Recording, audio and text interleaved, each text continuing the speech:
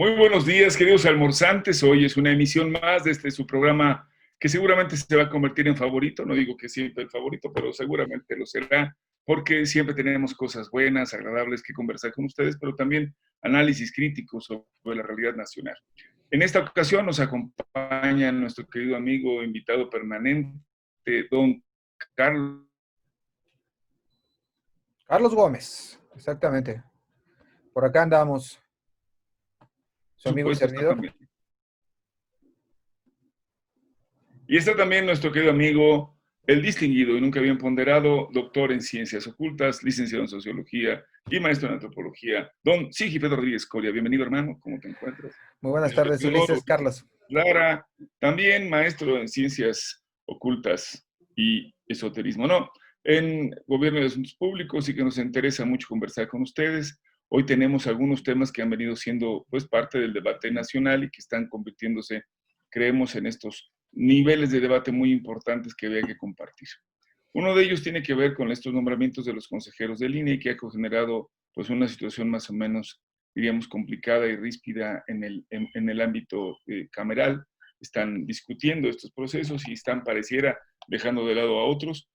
Vamos a comentar también sobre una propuesta de ley de condominio que se Texas, al menos, sobre lo que debe de ser el uso de suelo de los condominios.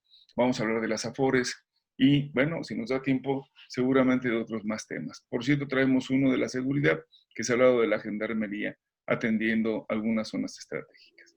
Así que sin más, voy a pedirle a nuestro querido amigo Carlos, que fue uno de los que estaba señalando el tema, que nos hable un poco de qué está pasando con este periodo extraordinario, qué temas quedaron fuera y cómo viene el debate de estas quintetas que habrán de seleccionar a 4 comisionados o consejeros del Instituto Nacional Electoral. Adelante, Carlos, por favor.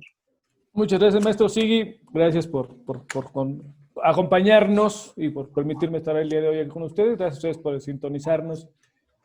Ok, bueno, el día de hoy y a más tardar mañana tendría que haber ya entonces 4 consejeros permanentes en el Consejo del Instituto Nacional Electoral que reemplazarán a otros 4, cuyo periodo se termina en ese tema. La situación es de que con reglas pactadas, con unas normas más o menos que consensadas, se incorporó ahora un consejo técnico, una figura que no existía hasta estas elecciones de consejeros, elecciones de consejeros, no existía esta figura de un consejo técnico paralelo a lo que antes eran la Cámara de Diputados y la Cámara de... Las cámaras antes sacaban las ternas internamente y era la lógica de los cuates y las cuotas, ¿no? Entonces eran 2 del PRI, 2 del PAN, 1 del PRD, y así más o menos se componían los consejeros, el consejo del instituto antes federal, ahora nacional electoral. La figura nueva que se crea ya es un consejo técnico de académicos y ciudadanos, ¿no? Es una figura nueva, innovadora, que con reglas claras que se discutieron y que estuvieron de acuerdo la mayoría, todos, sacaron de 390, sacaron 4 listas de 5 cada una, ¿no? El meollo, y sobre estas, las cámaras, la Cámara de Diputados es las que iba a elegir después de un análisis de trayectoria, antecedentes, etcétera, etcétera. La situación fue de que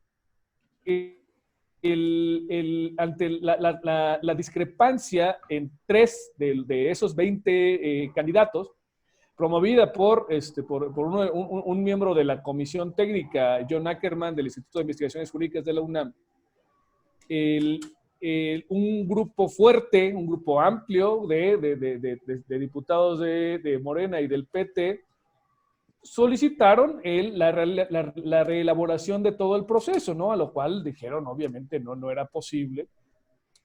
Y en este estira y afloja, lo que yo veo como un costo muy alto y colateral de este debate es de que se convocó al periodo extraordinario solamente para dirimir estos asuntos, ¿no? Y hay cosas que dejaron en el tintero que a mi juicio, y a juicio de más personas, merecían ser discutidas, ¿no? Por ejemplo, el caso de los fideicomisos, ¿no? No se va a tocar. El hecho de que se le permitiera al Ejecutivo tener cierto margen de maniobra con respecto al presupuesto federal hasta el 5%, también no va a discutirse. En el caso de la ley de adquisiciones, ¿no? La reforma de la ley de adquisiciones, digamos, son temas que no se van a tocar y que, a mi juicio, habría valido la pena que se sesionaran. O sea, el futuro del Fonden, de ciencia y tecnología, del deporte, de ese tipo de fideicomisos, pues sigue todavía un tanto en el aire, ¿no? Y en ese sentido es que hubiera sido lo más acertado desde mi punto de vista que también se discutiera. Vamos, esta rispidez en las ternas provocó que nada más se convocara con ese único tema y todo lo demás tendrá que irse hasta septiembre al periodo ordinario de sesiones de ambas cámaras, ¿no? Es mi parte, maestro.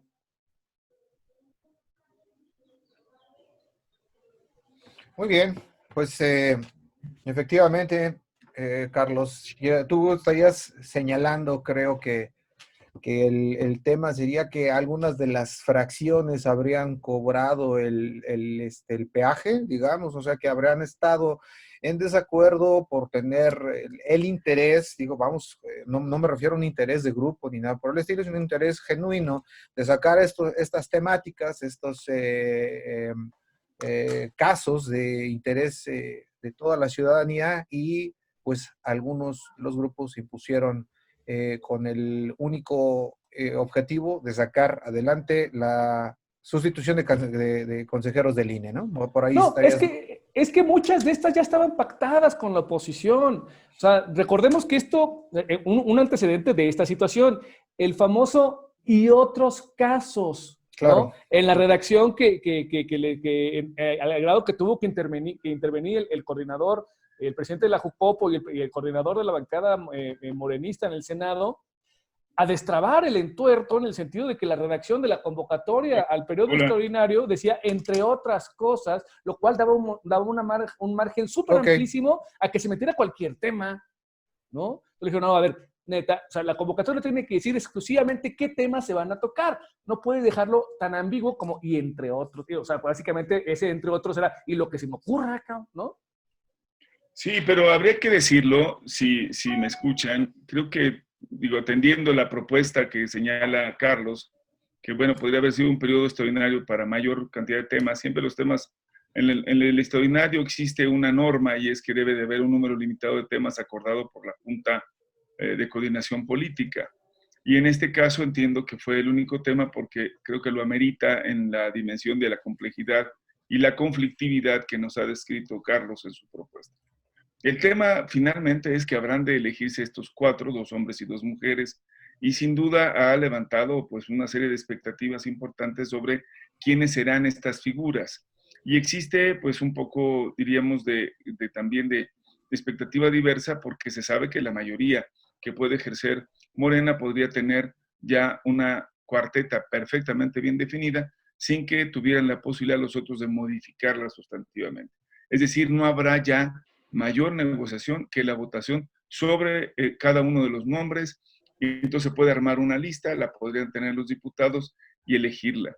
Pero al final del día también creo que con todo es un proceso de lo más limpio y transparente que había que asumir, no va a dejar de ser criticado, dirán que la mayoría se comportó de una manera y fue abrumadora y que eligieron a sus 4. Ya está circulando los nombres de los posibles que serán los candidatos del bloque de Morena y los dan prácticamente como válidos o como reales. Ahora, la pregunta será, al final del tiempo, es si esto lo van a... La legitimidad que se espera solamente se le va a lograr por este proceso tan, digamos, complejo, tortuoso en ocasiones, difícil, con todo y la crítica, y pareciera que hoy por hoy el principal crítico de ese proceso es la propia disidencia o un segmento importante de Morena al interior de los diputados que no estará muy de acuerdo en cómo se desarrolla. Habrá que esperar. Y bueno, yo pediría, si no hay alguna otra opinión que se quisiera confirmar sobre esto, mi querido sí, Oscar, que ya están por acá. Si no, le pediríamos a Oscar, que ya se incorporó, tenía un tema muy interesante relacionado con las Afores. Si pudieras comentarnos, querido amigo, de qué se trata y por qué vale la pena dialogarlo ahora con todo el público. Sí, claro, mi buen Ulises, sí, Carlos, ¿cómo están? Qué gusto saludarles a todos los almorzantes. Hoy no traigo mi taza de Doctor Vivienda, sino una taza como de litro. Como de 2 litros. Pensé que era una de sus vacinicas de su niño. Y usada. Y usada. Es para los buenos augurios, ¿no? Muy bien, excelente, excelente. Y dentro de los buenos augurios quiero comentarles que precisamente uno de los grandes puntos que se había esperado de esta administración en funciones encabezada por López Obrador era precisamente revisar este punto de las Afores. Esta administración de fondos de ahorro para el retiro que surgió a finales del siglo pasado y que es muy, muy importante porque es un bastión de ahorro para los trabajadores durante el periodo o el lapso laboral, de vida laboral de todos y cada uno de nosotros. Todos como trabajadores pasamos por este proceso en la economía formal, en el trabajo formal, y resulta que se había generado muchos años atrás una situación vandálica en el cobro de las comisiones por la administración de estos fondos. Imagínate, administrar tu ahorro como trabajador nos costaba en promedio el 2% que nos quitaran de sablazo las administradoras. Quiero decirte que era el cobro más alto que se daba a nivel mundial por la administración de los fondos. Todavía en los años recientes estuvo por ahí del 1.89, 1.90 y curiosamente, como seguramente sabían las administradoras de fondo que venía una reforma sustantiva en ese sentido, se trataron ya de poner las pilas en el 2019 y empezaron a reducirlas de manera sustantiva. Para darte un ejemplo, Citibanamex las tenía por 0.96, la administración de fondos, Banorte por 0.96, Inbursa 0.95, Sura 0.98, Profuturo 0.99, Principal 1.04, Azteca 1.04, Coppel 1.04 e Invercap 1.04. Esto es que a toda máquina trataron de ajustarlos a los niveles de carácter mundial que se generaba por la administración de estos recursos. Sin embargo, eso no les ha alcanzado hasta ahora y la propuesta ahora de reformas va en el sentido de que el cobro no supere el 0.7%. O sea, ni siquiera va a llegar a un punto la administración de estos fondos. ¿Esto qué va a permitir a corto, mediano y largo plazo? Un mayor beneficio para el trabajador, para todo el recurso que ahorró durante su vida laboral y a través de una participación tripartita. Por una parte el trabajador, por otra parte el Estado y por otra parte el patrón. Dentro de esta reforma... ¿Sí, Ulises? Qué buena noticia. Sí, no, por supuesto. Y dentro de esta reforma se trata de que el patrón tenga una mayor carga para substanciar de mejor medida este ahorro. Y entonces la mejora que vamos a tener es hasta un 40% más del rendimiento de los fondos de ahorro para todos los trabajadores. Imagínate, 40% más. Realmente va a ser ya un fondeo que permita una vida honorable, de alguna manera, una vida regular, una vida que nos permita sensibilizarnos con todo el esfuerzo que hemos hecho durante toda nuestra vida. Y también se va a reducir el periodo de semanas cotizadas en el sentido de que a partir de los 15 años de este fondeo ya se va a poder disponer de él. No como en otros momentos, o sucedía anteriormente, que teníamos que esperar un lapso mucho más amplio para poder disponer de estos recursos. Y sucede que muchas de las personas, cuando ya estaban en posibilidad de disponer de este recurso, pues nada más tenían un margen de vida de 2, 3, 4, 5 años más, y desafortunadamente pues ya no nos acompañaban, entonces no podían disfrutar ya más de este fondeo, y el poco tiempo que tuvieron para disfrutarlo, lo disfrutaron a medias, porque era un fondeo paupérrimo, que no alcanzaba más que para lo únicamente, ni siquiera para lo elemental, en muchos sentidos. O sea, más que para los pasajes y más o menos pagar los servicios, ni siquiera el predial, o sea, lo meramente fundamental. Y en este contexto me parece que es una reforma que, lo voy a decir con todas sus palabras, de las principales que esperábamos en esta administración y que afortunadamente ya se está cristalizando, porque esto representa un beneficio para la población en general, para la sociedad mexicana, y que va a generar parámetros de mayor y mejor futuro, y con esto mejores condiciones de vida y mejores condiciones para todos y cada uno de los habitantes de México que tienen una vida laboral y que han estado cotizando en estos fondos. Que Sin son duda los me menos, parece Oscar, que son los una menos. O sea, reforma de gran envergadura y de gran sí, trascendencia. pero también son los menos, Oscar. Esta pandemia le ha dado un golpazo al trabajo formal, ¿no? Y en la recuperación del trabajo formal, que vamos, que son los que cotizan en las Afores, ¿no? El trabajo informal se ha incrementado y la tendencia es que mediante, o más bien por esta pandemia, el trabajo intelectual o el autoempleo también va a aumentar. Entonces, vamos, ¿dónde están estos ciudadanos dentro del esquema de las Afores? ¿En puras aportaciones voluntarias? Digo, no. Hay una fórmula que cuando obviamente dejas de laborar en un ámbito formal o dejas de laborar simplemente, tú puedes seguir nutriendo tu fondo, ¿no? A través de participaciones directas. Voluntarias, sí, lo que estoy diciendo. Déjame decirte que esto sucede en los menos casos, pero creo que el hecho de restarle crédito a esta reforma no me parece adecuado, mi buen Carlos. Te voy a decir por qué. Porque todo el universo laboral en México va a tener derecho a este proceso. Y hablemos de la formalidad, ¿qué te gusta? 30 millones de mexicanos, 40 millones de mexicanos. Ahorita hemos perdido 2 millones de empleos, quizá menos, ¿no? En términos reales, en plata. Pero, sin embargo, de manera sustantiva van a recibir este beneficio la gran mayoría, es decir, el 90% de las personas que están en el universo laboral formal. Sí, efectivamente, el flagelo de la falta de empleo es algo que, una sombra que nos sigue y persiste. Pero dentro de las formalidades, esta reforma sin duda representa un gran avance para la nación en aspectos de mejoría para toda la sociedad que está laborando en este momento. Un siguiente paso, por supuesto, es trabajar en el consenso y la generación de trabajo formal para todos y cada uno de nosotros. Creo que hoy se da un... Antes de esa parte, quisiera yo hacer un comentario y sigue también.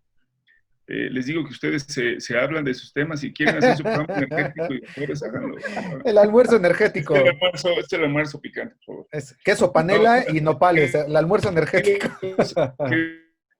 Exacto, ahí les va el chilaquil para su desayuno. Es que nuestra conexión sí sirve, maestro. Quiero que lo valore nuestro amigo que cree que nunca va a envejecer y sigue siendo un adultecente a sus 45.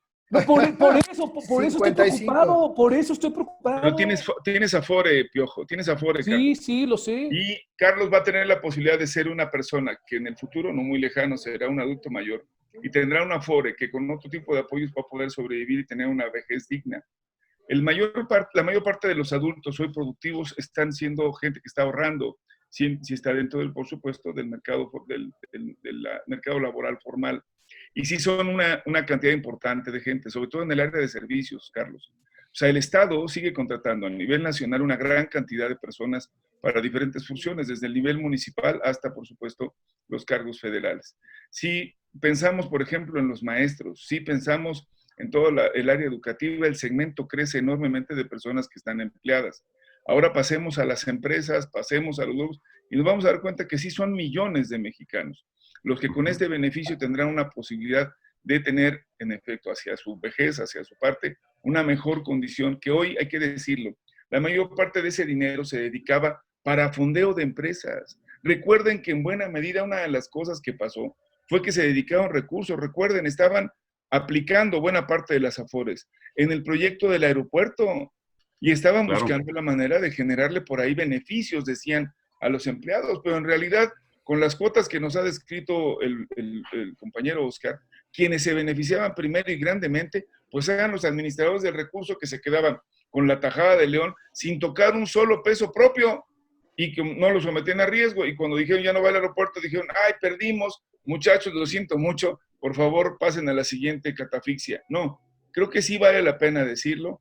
Este es un proyecto de carácter estratégico y valdría la pena también imaginarnos que esto puede servir a que el futuro, con el tema de las cooperativas que estábamos conversando, también tengamos una visión económica distinta. Yo lo quiero plantear ahora como un fenómeno, y tal vez lo platiquemos con los demás, pero hay mucha gente que tiene no la edad para la jubilación de acuerdo al marco legal actual de 65 años o 30 años de servicio. Tienen menos y ya se jubilaron porque empezaron muy jóvenes. Personas que tienen 50 y tantos y están en toda su capacidad productiva y no pueden ahorrar y saben lo que hacen con la mayor parte de su dinero. Hacen una tiendita, se compran una tienda de abarrotes, o se adquieren un taxi. Y volvemos otra vez al esquema, digamos, individualista, segmentado, que no permite hacer trabajos cooperativos. Una de las medidas que están apareciendo con las Afores, creo, es la posibilidad de una utilización colectiva del recurso. Un poco lo que están haciendo también con los dineros que están llegando de nuestros paisanos que trabajan en Estados Unidos. Y que si se utilizan, digamos, con visión productiva y no solamente de gasto, puedes generar la posibilidad de tener en diferentes regiones del país, que ya está empezando a ocurrir en Michoacán o en Oaxaca, que con los dineros que están llegando de las remesas se están generando proyectos productivos en las regiones, desde la siembra de árboles, desde procesos de comunicación, inversión en áreas, y no solamente en hacerte un chalet en el pueblito más alejado de Oaxaca, que se parece a la que viviste y trabajaste en California, pero que no generó mayor riqueza en tu comunidad. Y creo que eso también tenemos que pensar con el adulto mayor. Los que tengamos la posibilidad, ojalá, y me sumo entre ellos, de que tengamos la posibilidad de ser unas personas mayores, la verdad es que vivir con lo que te dé el gobierno y de tu Afore, como estaban ahorita, realmente era no vivir, ni siquiera sobrevivir. Creo que hoy tenemos que aspirar a eso, porque es una sociedad que tarde o temprano, que está envejeciendo más rápido de lo que pensábamos, necesita respuestas de carácter estratégico, y una de ellas es esta, el ahorro. Y fíjate, Adelante, fíjate, sí. Miguel Ulises. No la desmerezco. Párale, Oscar, párale. Oscar, tantito, si me permites, tantito más. Vamos a abrir una sección que se llame, escríbanos para criticar a Carlos. No desmerezco la propuesta. Espérame. Fíjate, Carlos, quiero entenderte, nada más que tu planteamiento creo que estuvo un poquito pensamiento lateral. Pensamiento parabólico. El caso es que sí, tienes razón, es un poco como el que recibe las Afores va a ser un poco tuerto en tierra de ciegos, ¿no? Sí estaba viendo los datos y, por ejemplo, aparte de los que dice Oscar, es terrible que las aportaciones de los trabajadores, las obligatorias, las de los patrones y las del gobierno suman apenas 6.5% ahorita de lo que representa, del sueldo del trabajador, Carlos, nada más, con lo cual obtendría hasta el 30%. O sea, nada, es justamente lo que estaba diciendo Oscar, eso es una baba. Y algunos estudios de la OCDE y de otras organizaciones en Latinoamérica estiman que pues, México es uno de los que tienen más bajo, y eso tiene que ver con lo que estaba mencionando Ulises, y sí, pues era un negocio, de estos, los llamados negocios estatales, ¿no? Que explotaron en los pasados sexenios y que de verdad los llevaron al paroxismo y fue una gandalle, y de veras jamás pensaron en ni el bienestar de los agremiados ni del resto de la gente, y estiman entonces que con que hubieran subido solamente al 13% de estas aportaciones, los trabajadores hubieran tenido un 70%. Insisto, tienes razón en alguna parte, todavía sería un poco la parábola del tuerto en tierra de ciegos, ¿no? Sin embargo, integrar a los demás a un sistema de pensiones y de aseguramiento para la vejez, pues bueno, es un pendiente que pasa por otras vías, y que creo que también esta propuesta por ahí tiene algunas cosas, no la conozco, no la he revisado todavía a fondo, me parece que tiene alguna propuesta de integrar inclusive independientes. Habrá que ver más o menos en qué condiciones, pero sí. Pero quiero resaltar, ya para cerrar, y para que continúen con su programa, Oscar y tú, un asunto muy rápido, y es que tiene una repercusión realmente importante, aunque sea un porcentaje bajo de los trabajadores que van a recibir esa pensión, pero es enorme en el sentido de cómo va a ir creciendo la población mayor, o sea, de 65 más, en este caso te va a bajar la edad de 50 o 60 más, y esas personas van a tener entonces fondos para gastar. Así que entonces no van a ser solamente los beneficiados, porque entonces cuando una persona que iba a estar en una situación totalmente pauperizada, como en la tercera Como hay edad. tantos, como hay tantos. Sí, tranquilo, no es culpa de aquí del almuerzo Yo sé, picante. yo Tranquilo, sé, Carlos. yo sé. Por eso te vamos a abrir la sección. Critica a Carlos. Mándenos sus correos. Contradiga a Carlos. Y solamente es que cuando tengan estas personas al estilo y en el modelo, digamos, de welfare state, lo que se hace no solamente se ayuda a la población beneficiada en los programas que se diseñan para ello, sino que hay una derrama, exacto, hay una derrama y un circulante o un flujo del circulante que hace que haya otras inversiones y que se creen otros empleos y que, bueno, se activen estos ciclos entre los cuales el welfare state o el liberalismo. Keynesianismo. Ese es el keynesianismo, básicamente. Sí. Además, Carlos, si tú ya formalmente estuviste como trabajador desde el 98-99, péguenle a Carlos. Si se aprueba este año, ya podrías tener derecho a disponer de tu Afore. Tómalo en cuenta. Si empezaste en tu vida laboral, actividad laboral en el 98-99, ya podrías disponer de... La explotación de menores, güey, espérate. No, nada, para terminar la idea, creo que este punto nos genera un espacio de recuperar la dignidad económica de las familias, sin duda alguna, y del mejoramiento del desarrollo humano en México, lo cual trae implícito cumplir con muchos indicadores, entre ellos el cumplimiento de los objetivos de desarrollo 2030, y creo que coloca a México precisamente en una posición muy favorable y en los indicadores internacionales de bienestar social. Eso tampoco hay que perderlo de vista, amigo Ulises. Sí, de hecho creo que esta es una de las tantas partes que había que abordar. Coincido con Carlos cuando dice, ¿y qué va a pasar con los que no tienen el empleo formal? Y tiene razón.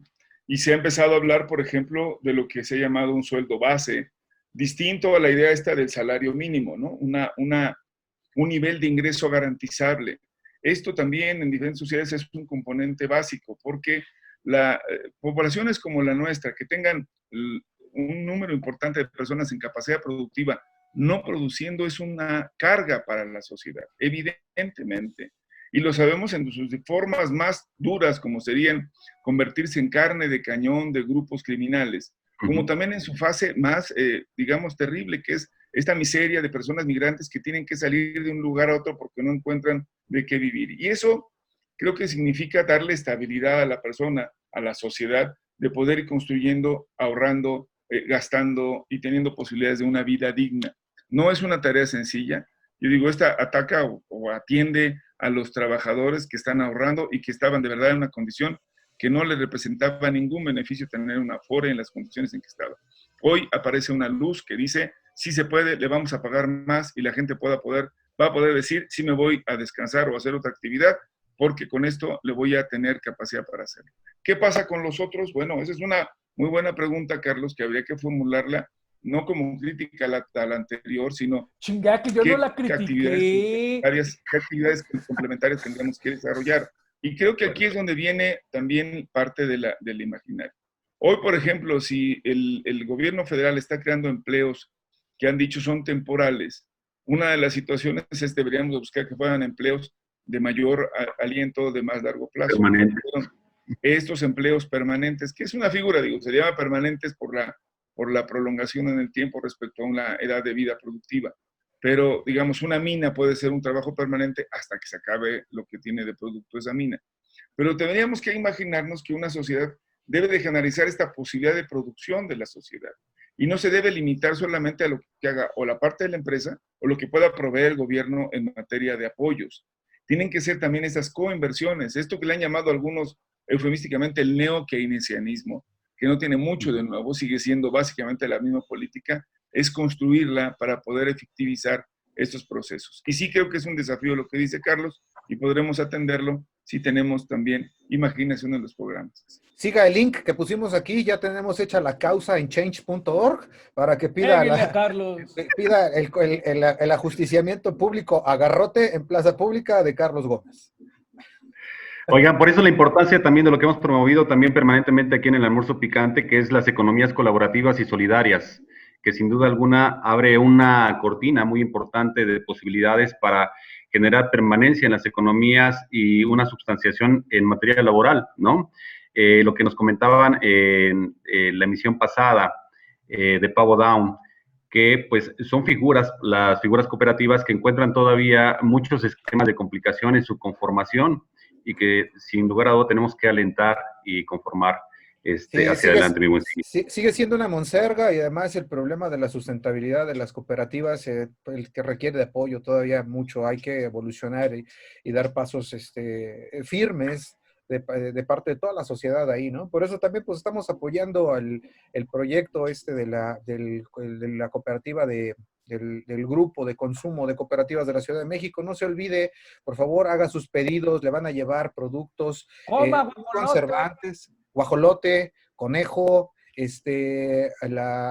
verduras, hortalizas, frutos, productos lácteos, un montón ecológico, orgánico, sin organismos genéticamente. 0 kilómetros, Carlos, Oscar, 0 kilómetros. Entonces, además es para apoyar a la comunidad, a la economía local. Entonces, no se olvide, ahí vamos a seguir colgando los links para que haga su pedido.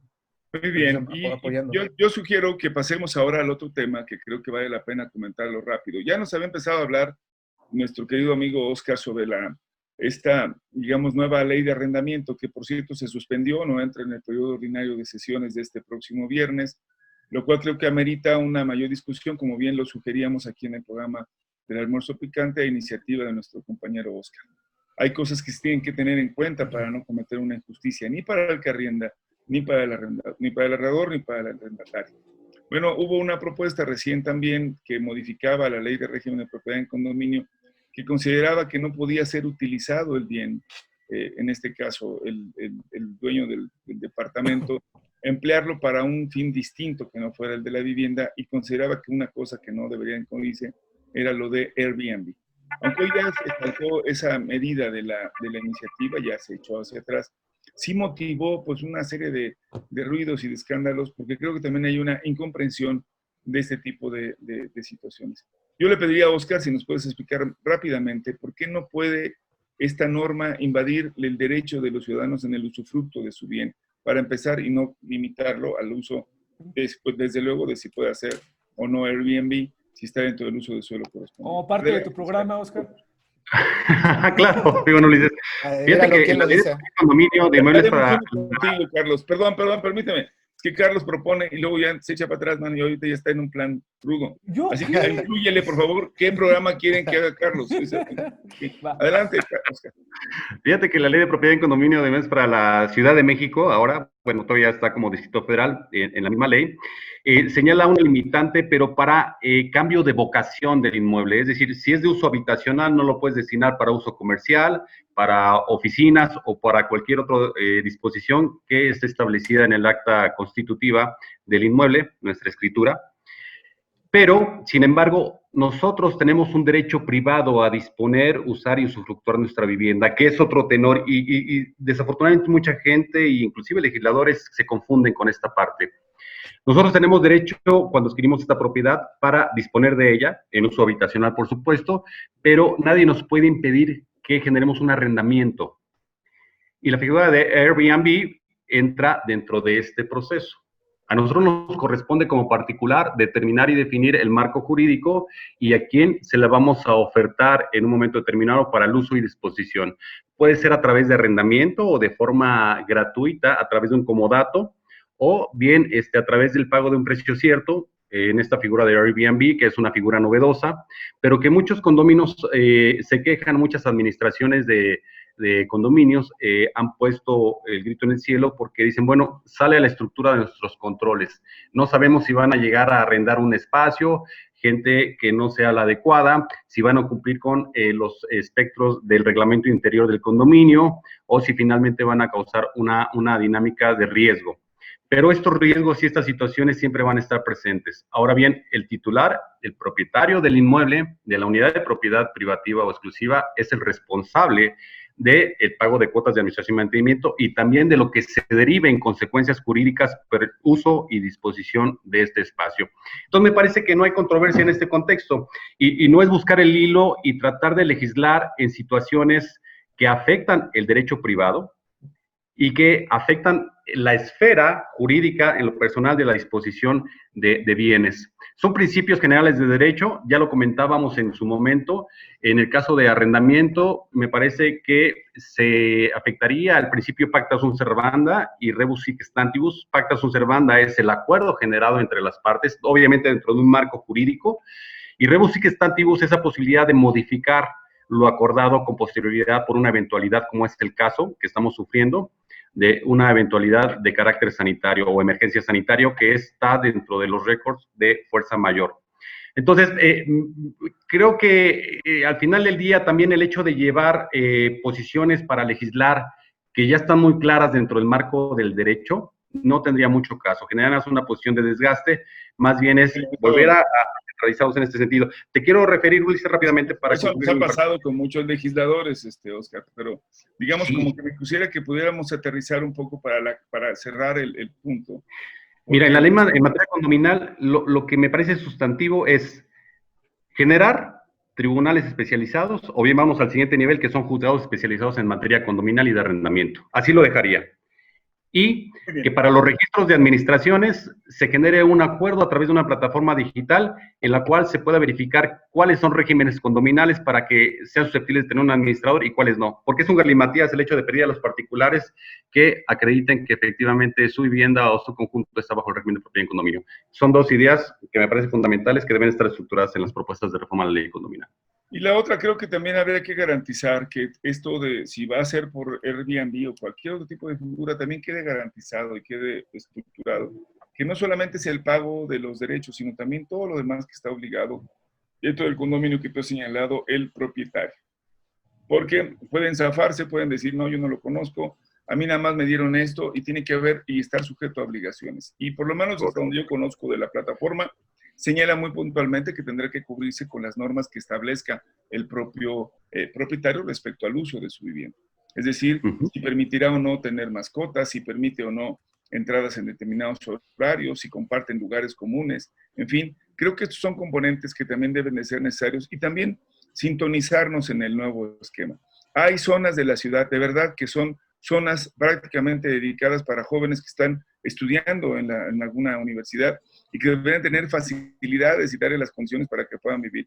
Y que una figura como Airbnb, me parece, puede haber otras plataformas, podrían ser muy útiles para poder tener esta posibilidad de acceso a una vivienda digna, cómoda, cercana, en las mejores condiciones por un tiempo determinado y después sin que tenga que ser un año completo de arrendamiento, que puede significar una problemática, sobre todo porque en los sistemas escolarizados hay un periodo donde la gente sale de vacaciones, se van a sus casas, regresan, no tendrían por qué pagar el año completo y convertirlo en una problemática. Bueno, creo que ahí estamos, ¿no? Salvo lo que nos diga ahora mismo Carlos, que quisiera que tuviera un derecho de réplica por un segundo. ¿Algo que quisieras decir, Carlos? Que los quiero mucho y que nunca me sentí agredido. Se acabó el segundo. Nunca me sentí agredido. Siga, firme por favor nuestra causa en change.org, muerte a Carlos en plaza pública, agarrote. Aquí está el link, ¿no? Aquí vamos a poner el link. Bueno, chavos, pues nos vamos, ¿no? Sí, ya ¿Qué está. les parece si nos despedimos conjuntamente al unísono? Ya se acabó, como siempre. Estamos de verdad siempre con el tiempo en sí. Sí, caray.